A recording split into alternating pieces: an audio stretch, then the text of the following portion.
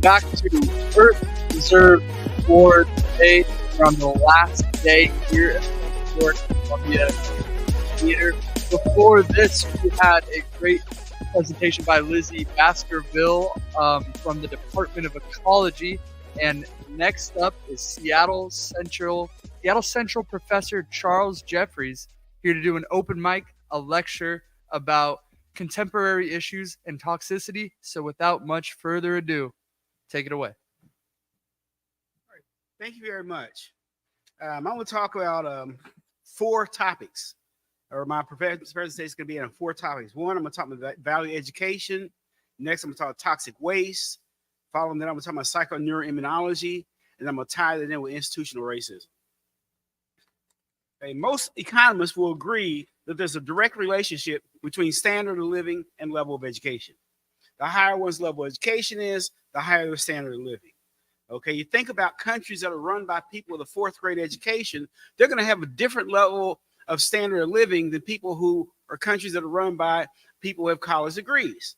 And let's talk about standard of living. What are we talking about? We're talking about drinkable water. We're talking about quality health care. We're talking about reliable electricity. We're talking about safe buildings. We're talking about nice quality roads. We're talking about quality of education. We're talking about mental health issues. And also quality of food, access to quality of food. And all these kind of tie in indirectly. Talking about toxic waste. There are 3 cities I want to talk about. The toxic waste. Charleston, West Virginia, Flint, Michigan, and East Palestine, Ohio. Charleston, West Virginia, they had a leak from the chemical companies, coal and chemical companies in Charleston, West Virginia. And the water was so bad that nobody could drink it. It smelled like licorice. And they had to drink bottled water for a year.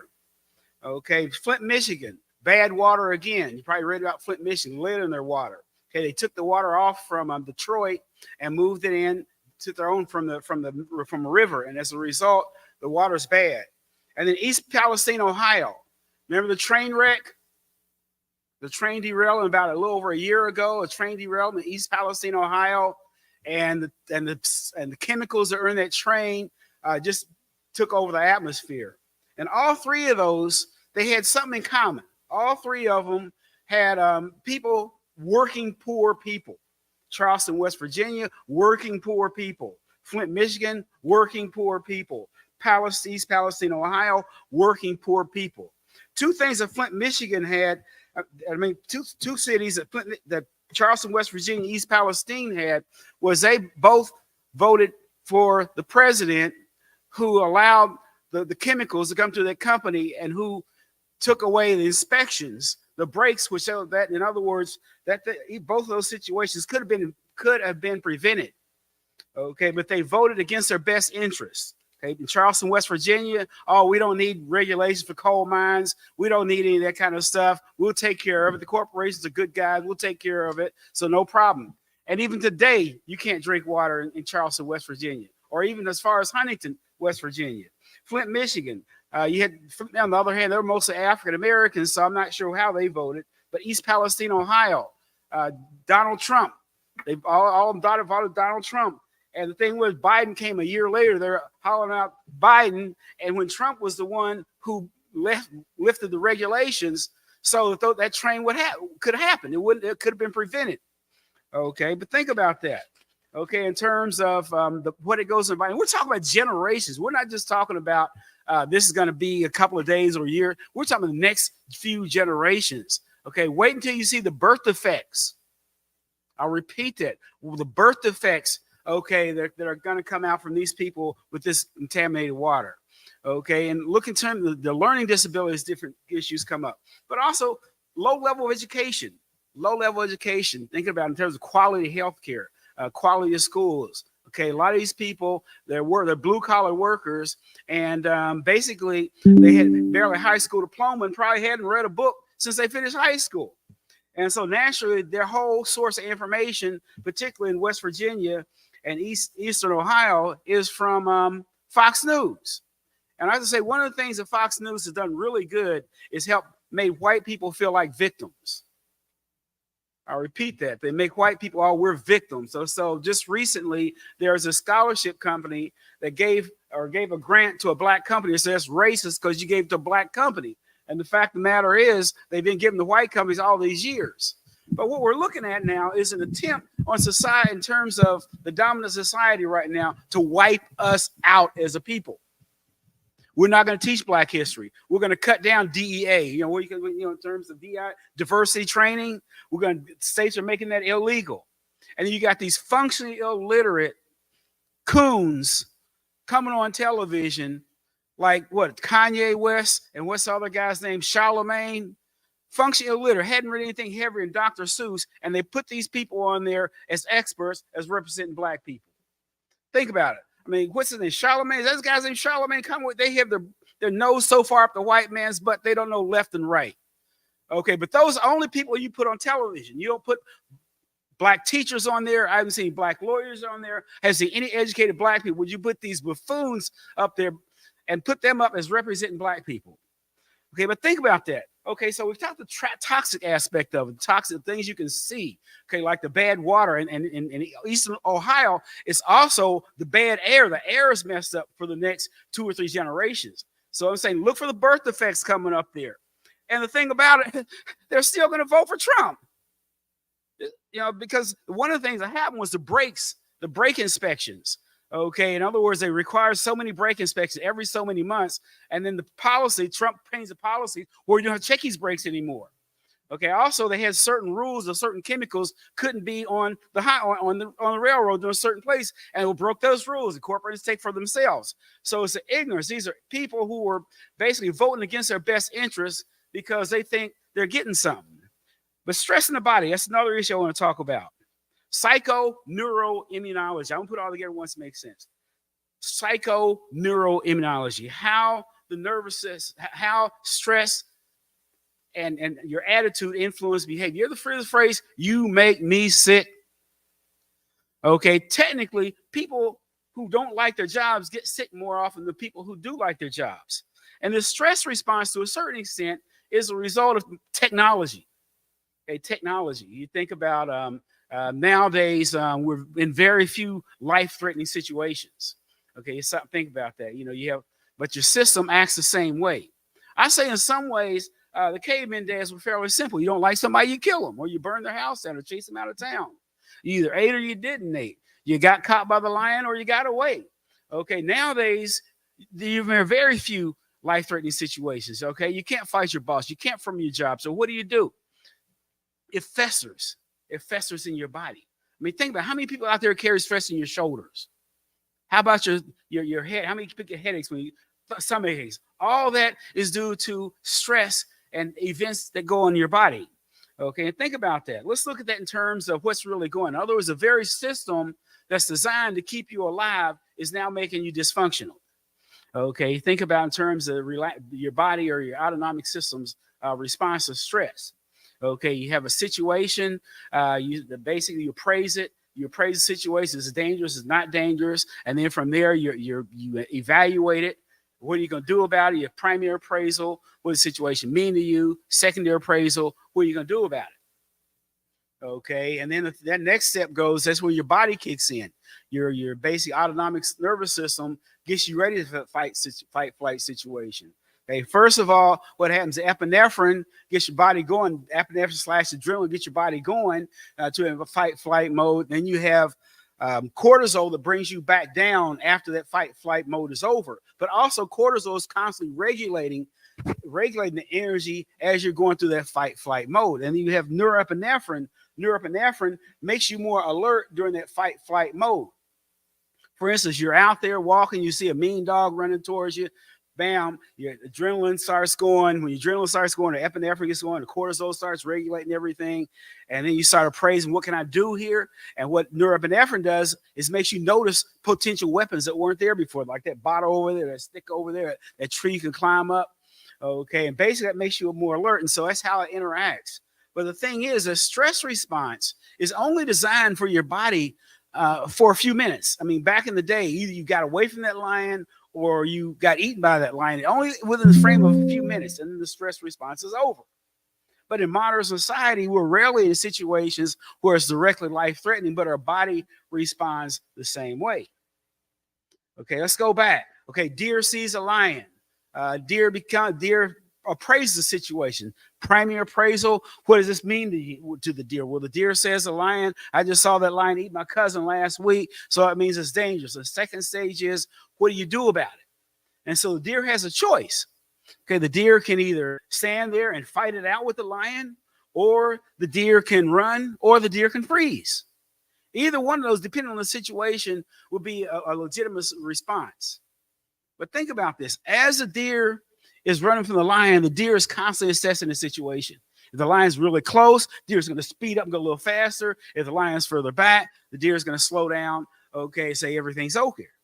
Okay, and then eventually stress or fight-flight mode goes out, and then you back down to relaxation. Now, the difference between the deer and humans is as soon as the immediate danger is over, the deer is saying, oh, danger's over, I'm going to go back and do what I'm going to do. I'm not afraid anymore. But with humans, because that prefrontal cortex, humans are thinking about what's going to happen when that lion comes back. It's called dread, worry. Okay, and that's what's killing us as a people to a certain extent. Back to that psychoneuroimmunology, how your body and your stress responds to situations, and it indirectly influences your health.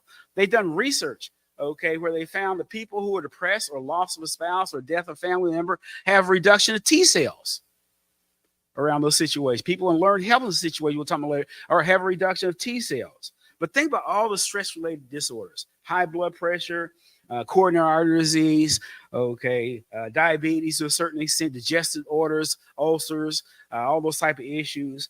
And these are all can be brought on from the environmental conditions. In other words, environment, your body responds to those environmental conditions to a certain extent. Okay, and once again, back to education and standard of living. Okay, when you have all your bills paid, you know, your house is paid for, and you have all your needs met financially, and you have leftover things, it's not going to be as stressful if you're living from day to day. Abraham Maslow, he came up with a hierarchy of needs where you have self-actualization at the top and basic needs at the bottom. And one of the implications of Maslow is that people don't get morals until their stomachs are full. I mean, think about it. You're sleeping in a cardboard box under a freeway ramp. Don't know where your last meal is coming from. What does it matter whether somebody likes you or not? Okay, so you don't have time for morals. People are in survival mode. If you ever get a chance, you know, kind of, if you see some of these homeless, look in their face for a few minutes. Okay, you'll notice you see it. Oh wow, you got Maslow's thing up there. Okay, cool. Okay, but look in their eyes. They're in that kind of zoned out. How am I gonna get through my day? How am I going to get through my day? Okay, so you don't really have time to worry about whether somebody likes you or not. But now you're out there, you have the money, you have the home, you're comfortable. Okay, all that kind of ties into it.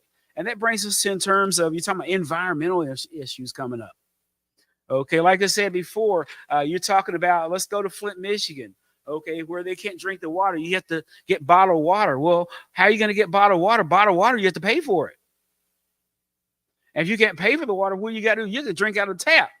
But if you're drinking out of the tap, you're going to get sick. Okay, so what do? And you think about those coal miners, people working in the coal mines. It really amazes me when I heard the particular presidential candidate come and say, we're going to save the coal mines. I mean, both my grandfathers worked in the coal mines for a period of time. You know, one worked while he was in college, the other worked until and flipped houses until he didn't have to work there anymore.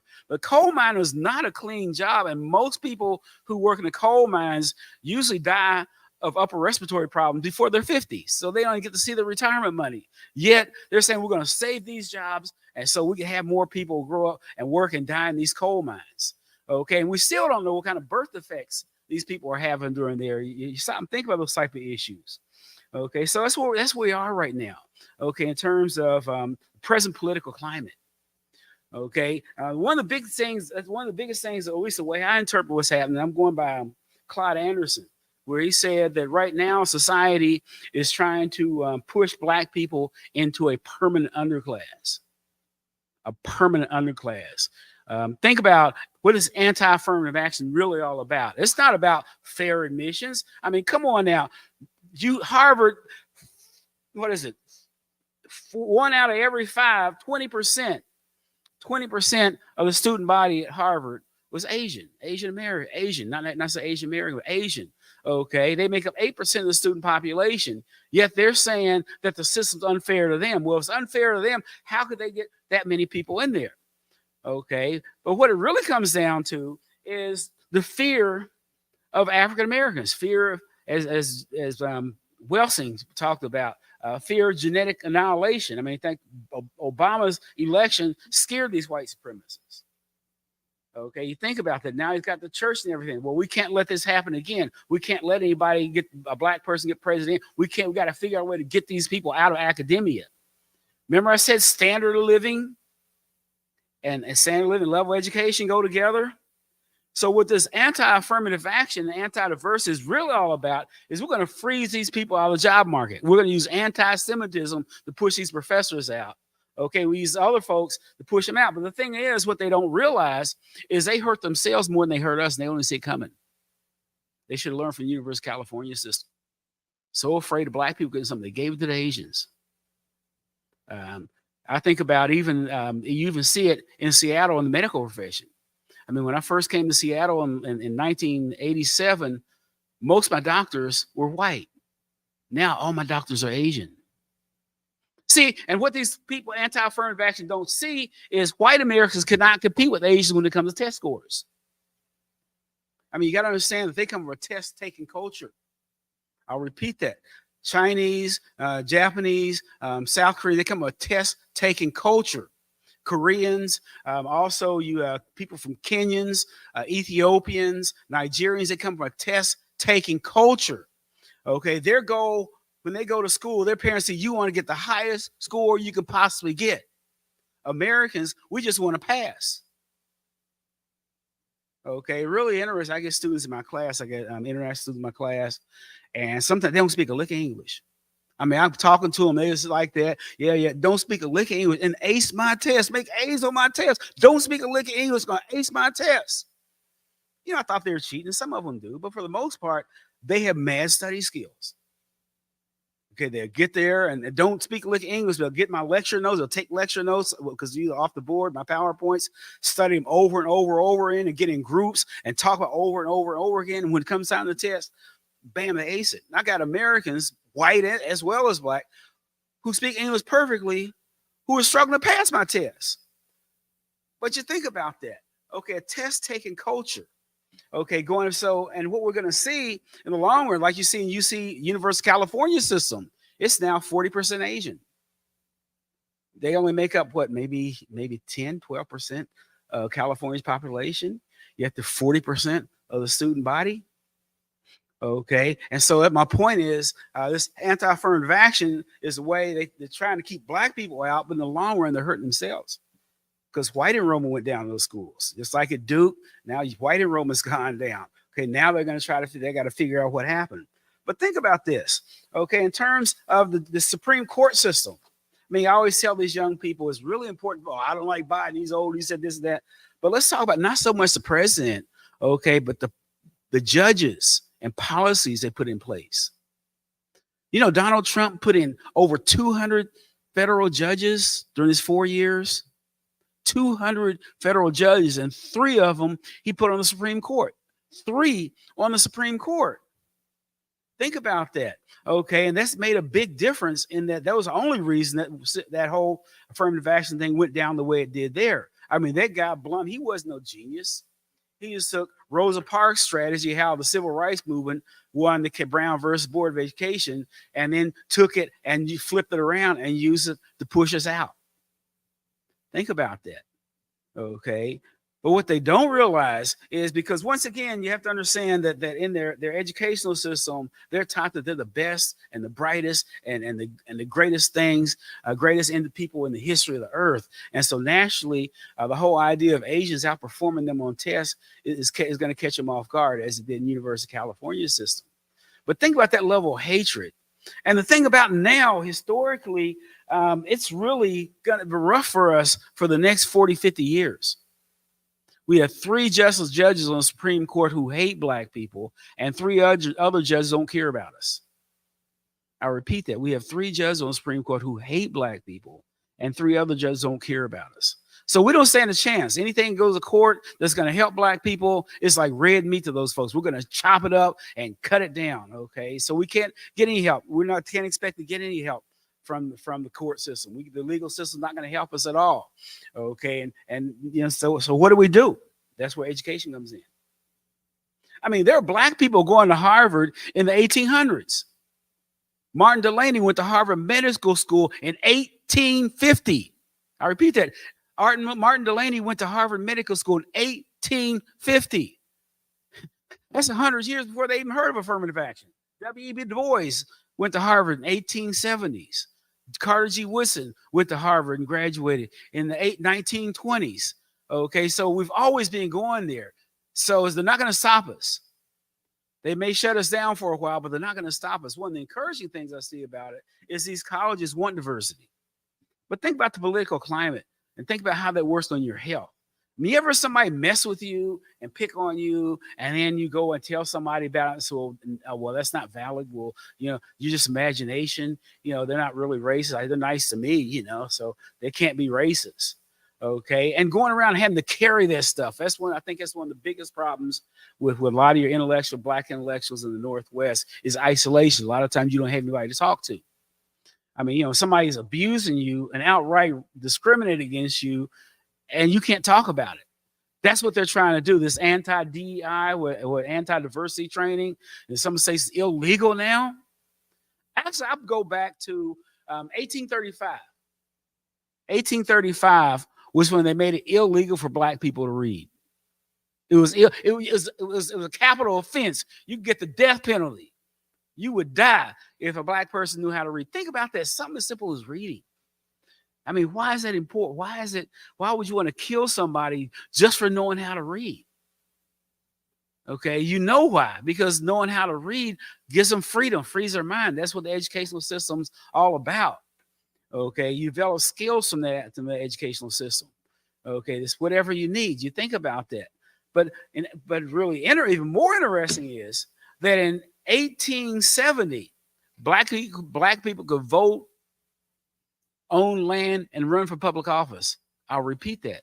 In 1870, black people could vote, own land, and run for public office. And then 1835, they made it illegal for black people to read. And I'll put myself in that situation. Imagine if you were a parent who is reading and even writing books, and now they pass a law to make it illegal for you to read, and how that's going to impact your kids. That's kind of how I feel about this whole anti-affirmative action. Not necessarily what it's actually done, but the intention of it. The intention, we're going to keep these people out of the job market. We don't want to hear anybody is diversity. We want to keep everybody ignorant. Okay. Other people's opinions other cultures don't matter. Okay. And so what happens there? And so the educated person or anybody listen to that can make you mad, didn't it? You ever get upset when you listen to stuff on television? Well, black people can't do this, and you get these folks coming on saying this, that, and then it gets stomach, headaches, those type of issues. And the question is, well, how do you deal with it? How do you deal with it? Okay, number one is as far as getting as much education as you can. Number two is develop some type of stress reduction program. Number three, you get out there and find people you can talk to who sharing your experiences. Okay, cool. Okay, but think about that in terms of where we are there and where we're going. That's why it kind of terrifies me for my grandkids and kids who are coming up. You have these people deliberately doing everything they can to keep them out of the job market, doing everything they can to keep us out of colleges so we can't be competitive.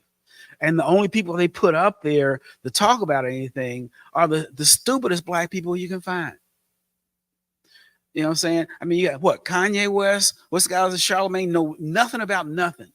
Okay, functional illiterate, yet they're the only ones they put up there for experts to have talked to. What's your opinion? Well, make up stuff.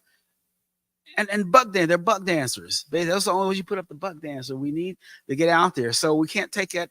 We got to go back. Okay, we got to go back to the old days. You think about, and everything, it seems like it. We go one step forward and two steps backwards. Go one step forward, and then they figure out a way. Well, let's figure out a way to keep them down a little bit more. Okay, we had ended slavery and got a few black senators and stuff, so we got to take that back. We started the Klan. Okay, we started other issues, got to take that back and so forth. So we make advances, but for every step we go up, they're vigilant about pushing it back. Okay, but think about that. I have to say that in a way, my generation, the baby boomers, we dropped the ball. We got our little affirmative action jobs or Jim Crow positions and send our kids to school to be educated by people who don't like us. And that's kind of where we are today. Okay, our kids are taught by teachers who don't like us. Our kids are taught by teachers who don't believe we're capable of learning. Our kids are taught by teachers who don't respect our culture. Okay, and as a result, that's where we are today. All right, you ready for commercial? We're going to go to a quick commercial break here at Earth Deserves More Than a Day at the Columbia City Theater. We will be right back with another 30 minutes of Charles Jeffries shortly after this. Rainier Avenue Radio. Channel's best music, talk, and sports station. Support for Rainier Avenue Radio comes from Cascade PBS, presenting season 2 of Out and Back with Allison Mariella Desir. Join Allison as she explores the Pacific Northwest with changemakers who are reclaiming space in the outdoors and creating opportunities for local BIPOC communities to engage with nature and find joy and healing. It's available now on Cascade PBS app and airing on KCTS 9 Thursdays at 8:50 p.m. Welcome to the Fitness Corner. I'm your host, Mark Bryant, and you're going to get a whole total body workout on my show, starting off with a warm-up, aerobics, strength training, cool down, and stretching every Friday from 11:30 to 12 right here on Rainier Avenue Radio. Hey, Buford, why are you kicking that old CD player? Because I can't hear the radio. Can't hear the radio? Let me help you. Hey, you two, quit beating up that outdated audio equipment. You can't hear the radio on a CD player. You can. No, you can't, you adorable simpletons. But you can hear some great radio on the Rainier Avenue Radio app. It's brand new, it's free, and it's available for Android and iPhone. In fact, you can download the Rainier Avenue Radio app right now from the Google Play Store or the iPhone App Store. I'm going to go give me a smartphone right now. I'm just going to put a graduation cap on my rotary phone. You two have very significant personal issues. Get the Rainier Avenue Radio.world app today.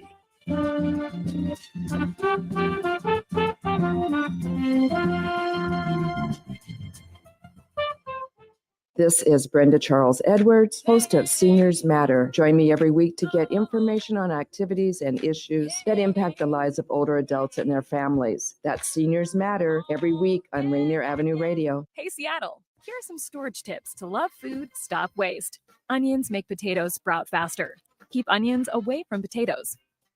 Ripe bananas give off a gas that makes the fruit around them ripen faster. Store bananas away from other fruits.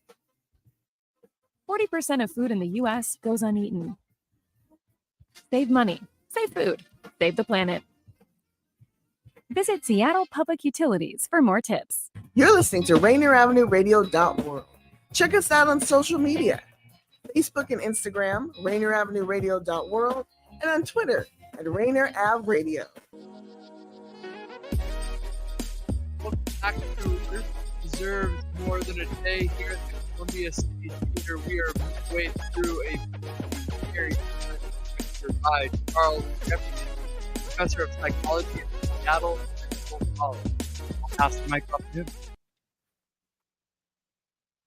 All right, last time I was left off talking about the different issues, particularly around toxic waste, and I started getting off into racism and the educational system. And this is where I'm going to kind of start at right now. Okay, so it's a total shift from where I was before the commercial. Okay, let's think about what education is. I'm talking Carter G. Woodson right now. One of the things Carter G. Woodson talked about is, what does the education do? What's the purpose for education? Well, education is supposed to help a person be a more productive citizen. Education is supposed to help a person develop the skills they need to be functional in life, and also to be able to take care of themselves. Okay, and in theory, to a certain extent, that is not always the case. Okay, you look in terms of back to, say, a standard living level education. The education is critical. I mean, especially now we have the court system all out at war against African Americans, doing everything they can to keep us out of college, or doing everything they can to keep us out of the job market. Okay, they're using every resource they can to do these things, and now they have the court system on their side. Okay, so the question is, what do we do about it? Okay, number one, we need teachers. We need teachers. Okay, we need African American, Latino teachers. Okay, like I said before, we have teachers out there who don't care about Black people. They don't like Black kids. They don't respect our culture, and they're working with our kids, and now they don't want to hear about anything about diversity. Well, let's talk about diversity in terms of, I always think about Star Trek. You ever watch Star Trek? That's one of the few shows, and that was way ahead of itself. Everybody's represented. You had Blacks, you had Asians, you had whites, you had Native Americans. Everybody had a seat at the table. Okay, so that's what Star Trek is way ahead of its time. On the other hand, you're talking about Star Wars, as Richard Pryor says, wishful thinking on the part of the writers that no Black people in the future. I mean, think about Star Wars, the very first episode of Star Wars. They had all these beings with horns coming out of our head and messed up foreheads and all kinds of crazy faces, but no Black people. And you look at even the newest Star Wars, all the people in leadership positions in Star Wars in the future were white, or either British or something like that. And so once again, that's their wishful thinking. They can't imagine the idea of Blacks making any decisions. And that's the beauty of Star Trek. Everybody had a seat at the table. To me, that's what affirmative action is, and diversity is all about. Why can't everybody have a seat at the table? Why can't Blacks have some tables? Let's say whites have some tables. Why everybody has? Why does it have to be when Black people are there? We want to keep Black people out. Okay, so it's okay for we got to have all these other people, Black people, no Black people. We don't want any Black people in here, and then we're not racist. We just fair admissions. Okay, but the admission system was already set up for them to get over to begin with. Okay, but think about that in terms of the mentality, the kind of the mental mentality of these people nowadays. They don't want us to have any diversity. Utah recently says illegal to teach diversity. Alabama's firing all the diversity programs. Okay, we don't want to know anything about anybody. We don't want to know anything about anybody's history. We're going to make up stuff and put it in the textbooks and say that's history. As Florida, I say as a teacher, Florida and Texas terrify me. Okay, you can lose your job or go to jail for having the wrong book in your class. Okay, and that's really, you think about that. That's anti-knowledge. These folks are moving to anti-education, anti-knowledge. Okay, we're going to feed you a bunch of myths on television, and we're going to make stuff up and put it in the history books and tell you it's truth. And they kind of did that anyway.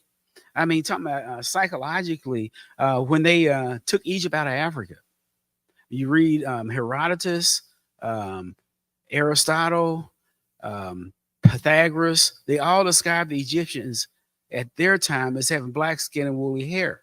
But when you watch television, you don't see that. Or the ones you do see, Black people you do see, are servants of some kind. Okay, whereas in reality, back to Diop and Ivan Van Sertima and Martin Bernal, there were no white people in the Nile Valley when the pyramids were built. And the crazy thing about how far it went was when I was in Kenya, they tried to tell me the Arabs built the pyramids. And I said, well, Arabs didn't exist until Abraham. That's what, 1300 BC. The pyramids built 3000 BC. So don't come tell me Arabs built the pyramids. And then what is that? Kevin Hart.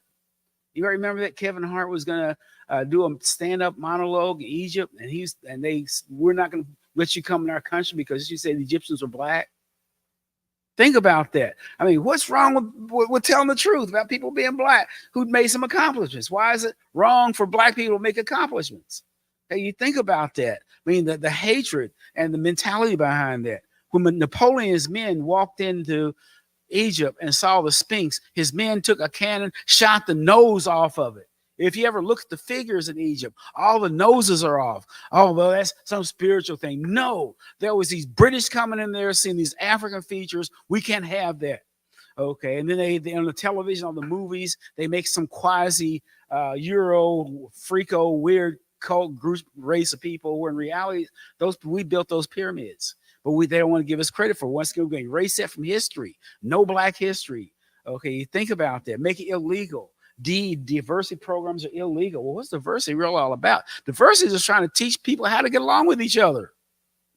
Now, what's wrong with teaching people how to get along with each other?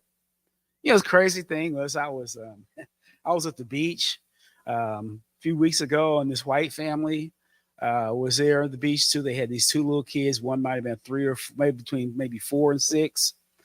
And I was walking toward them, and I smiled at them. They took off running to their mom and grabbed their mom's leg and hid, and were like they were terrified of me. You know, I say, wow. You know, I mean, it's funny on one level, but it's not funny. And of course, as I walked to the parents, I asked them, "Where are you from?" They said, "We're from Utah." Okay, it makes sense now. Okay, but think about that. Never seen a Black person. Okay, these people out here never seen a Black person in their life. And then when they do see one, how do they respond? They actually did a study a few years ago where they had white people sitting in the dark and flashing pictures of people's faces up. Okay, whenever they put a Black person or a Latino's face up, they got the same physiological heart rate, blood pressure, same physiological response as they did if they're exposed to snakes and spiders. Think about that. Being just as scared as just a face of a Black person, as scared as they would to a snake or a spider. And these are white folks who say they're not racist. See, that's what we're talking about, post-racial society, creating a hostile environment for our kids. Teachers go to school and taught that anytime you hear of Black people, it's always something negative, either low self-esteem, crime, unemployment. That's all you see in the schools. And we're as a culture, we're way more complex than that. Okay, you think about that. Okay, and then also you think about all the inventions. Garrett Morgan, the gas mask, the stoplight. Okay, Lewis Latimer, he's the one who actually invented the light bulb. Okay, you talk about the Black man invented the first technology for the cell phone. A Black lady invented created the first GPS system. You never hear about that on television. Okay, what are they trying to do? They're trying to make us look like animals. And that goes all the way back to the academia. I mean, Darwin and his cousin Galton and your other folks, pseudoscientists back there, basically said that the dumbest white person in the world is more intelligent than the smartest Black person. And that's where this anti-affirmative action mentality is actually coming from. That no matter how much degrees you have or how far you go in life, you're not as smart as the dumbest white person in America. So when I hear Elon Musk talk about, we're lowering standards for Blacks to become pilots and doctors, that's an image. They assume those standards are lower because they've been brought to believe that we're inferior. That just really got me the other day when we were talking about they're talking about I wouldn't feel safe with a Black pilot. Who was it? Elon Musk said that. Who else? Somebody else said that recently. I don't feel I'd feel unsafe in a plane with a Black pilot. And I say, well, why would that is? You've never seen a Black person in your life, yet you feel unsafe on a plane or a doctor who was there. And think, where'd that come from? That came from the media, false information. And so we can't now, in some of these school systems, you can't teach the truth. They don't want you to teach the truth. Okay, but let's go back to it when it comes back to education. Back to Carter Woodson. The more education one gets, the more alienated we become from our people. The more educated you get, the more alienated you come from your people. And part of it is because the educational system is set up like it's no accident that most of your Black kids are in the special ed class, the lower level classes, and a lot of your white and Asian kids are in the college prep. There's no accident like this. It's there for a purpose. Because those people in those classes, the high level classes, are guaranteed they're the ones going to get the good jobs when they come up. Okay, you think about that. Okay, if keeping us out of there, and those are the ones who are going to get the best scores. If you go to these schools, they're going to get the best scores, and those scores determine who gets in college. Okay, and so the deck is stacked from day one. And you think about those type of issues. And you can't help but get mad about it. If you really care about your people, you can't help but get mad about it. Okay. And then once again, that's the toxins get released in your body. I'm talking about psychoneuroimmunology. So you're burning up inside, you're angry. Okay. And where do you carry the angry? And it's really, I see it all the time. I mean, there's young brothers out there, brilliant brothers out there, and they're angry at the world. And at least my generation, we knew why we were upset. We knew the racism was there. Now our kids are angry. They don't know why they're angry. Shooting each other, don't know why they're hurting each other. And it comes back to the educational system. We're taught to hate ourselves. We admire the Greeks, admire the Teutons, admire the Vikings, ignore the Asians, and despise the Africans. Okay, you go through school like that. So by the time you get through the educational system, it's no wonder. And you think about it in terms of, you talking about the South, how everything's out in the open, whereas the North, there's still a lot of the same races were just subdued. It's under the table. Okay, you think about that. Okay, and all these side issues that kind of come up around there. But let's go with Carter Woodson.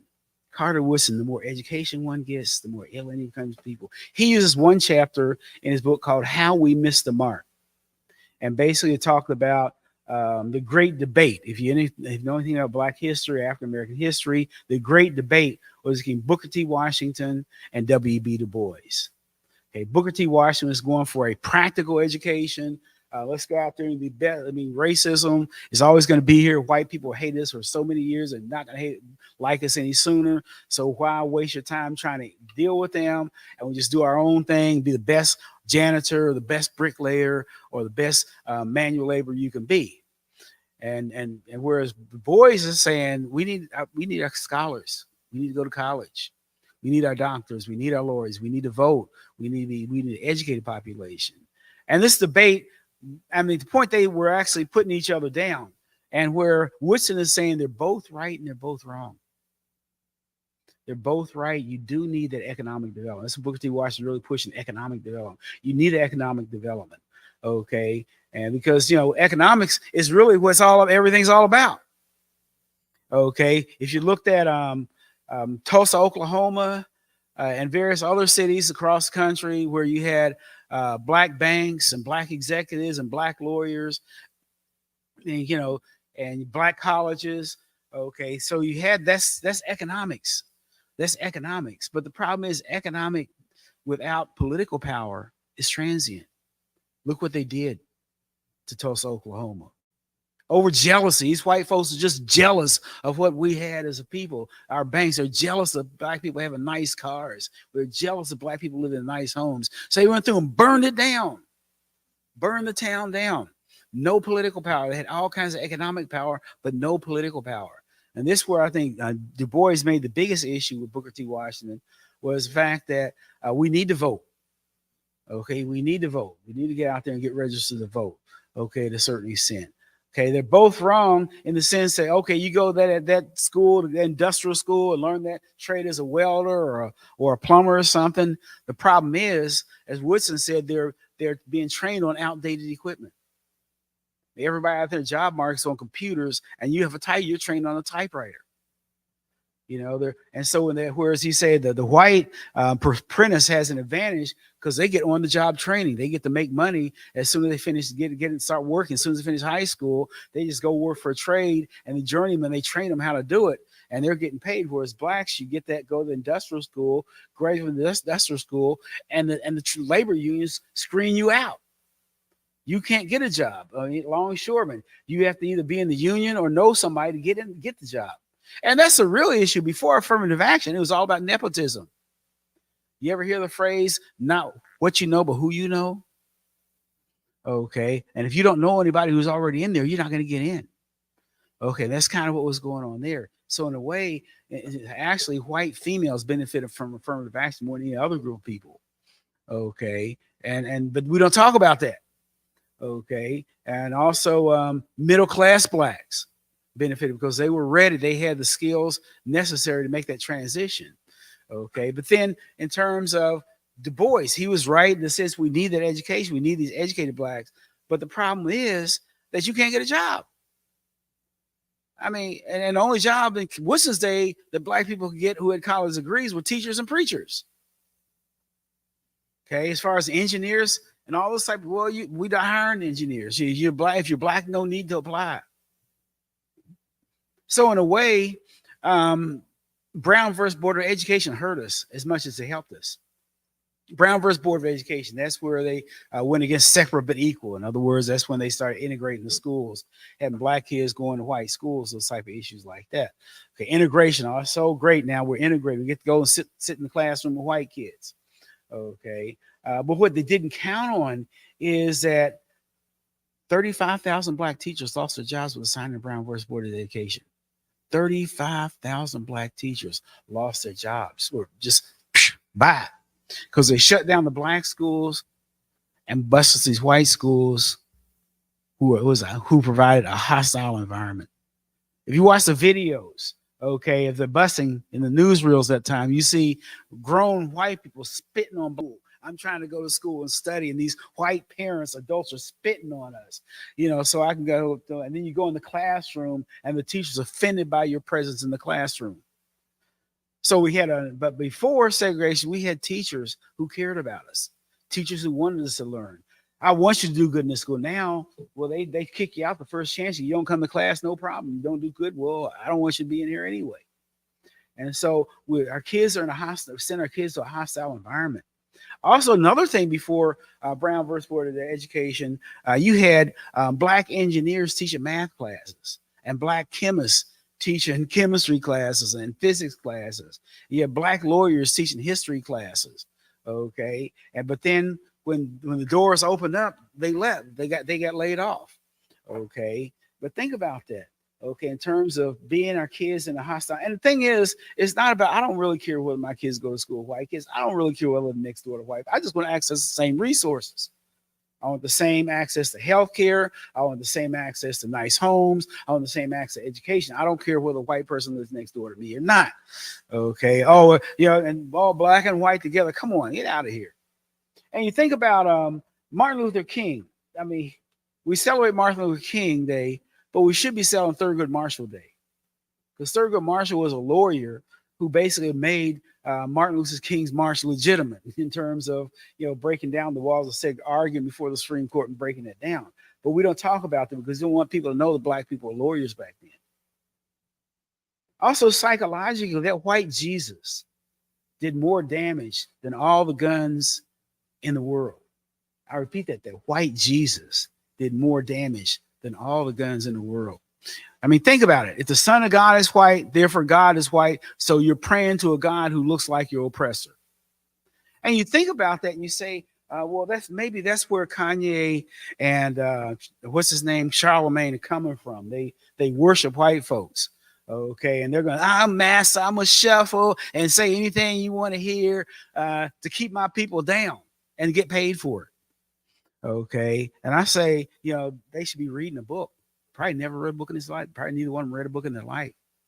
You think about that, but that's what they put on television. These images. This is what black people, commodified blackness, we call it. I remember one time my oldest boy came home from school. I guess maybe middle school. He said, "Hey, Dad, this kid said I didn't act like a black person." And so I asked him, "Well, what's a black person supposed to act like?"